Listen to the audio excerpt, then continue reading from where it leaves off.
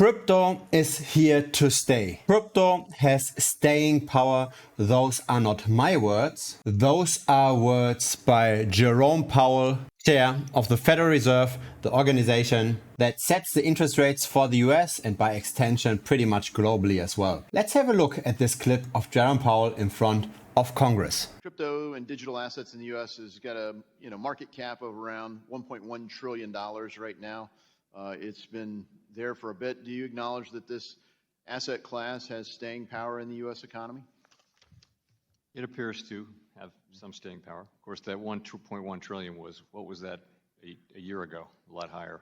Yeah, it's had some volatility in large measure due to the lack of legal clarity. And so hopefully this committee will help that quite a lot here this summer with at least two bills, one on stable coins and one on market structure. And it'll be clear, not just for Congress, but for regulators, including Chairman Gensler, and obviously market participants. So the rally that we are currently seeing in Bitcoin is not necessarily only driven by the ETF applications that we see left and right. BlackRock started it off, but then came Fidelity. We even got one from Deutsche Bank. But beyond that, we now see the chairman of the Federal Reserve acknowledging that crypto is not just a fad, that especially after regulatory clarity has been given, it is an investment class that will be broader adopted. And we now see this. Traditional finance is entering the space aggressively. And so there's really no reason not to assume that Bitcoin at some point in the future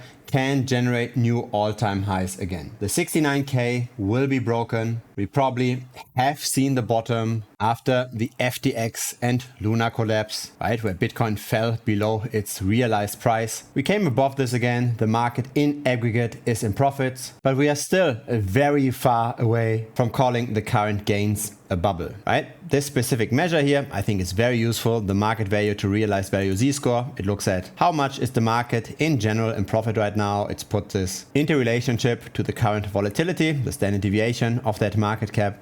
And this used to predict cycle tops quite nicely.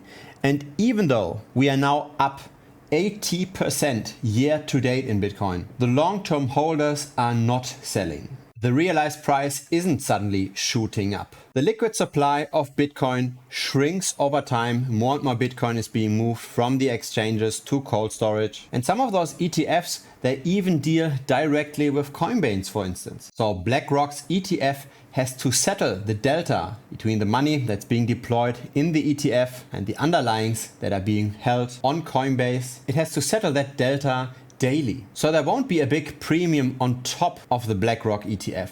There won't be a big discount as we have seen with Grayscale. The BlackRock instrument, and so probably others as well, they are likely going to track Bitcoin's price relatively closely. And capital inflows into those instruments will directly impact the spot price, and the spot price is going to move a lot. The long-term holders are simply not getting rid of their Bitcoin.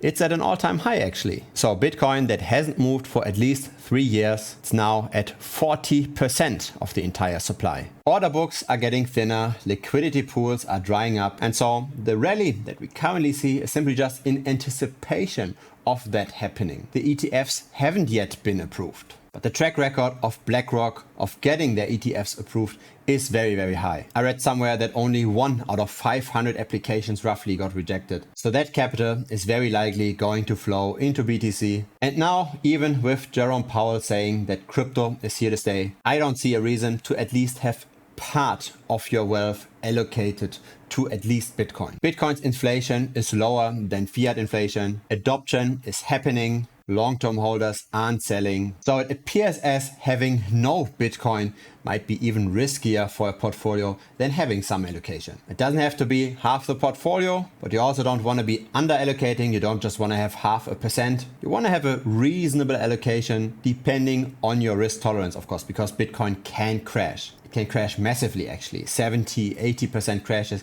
We have seen that in the past, but volatility is coming down, and especially with the support of traditional finance, or at least not its active rejection anymore. The price swings in Bitcoin are likely going to decline further. If you have Telegram, feel free to check out Bitcoin Strategy Channel. Simply search for this within the Telegram app. We discuss the current news there regularly. I hang around there as well. So thanks for watching the video and looking forward to see you there.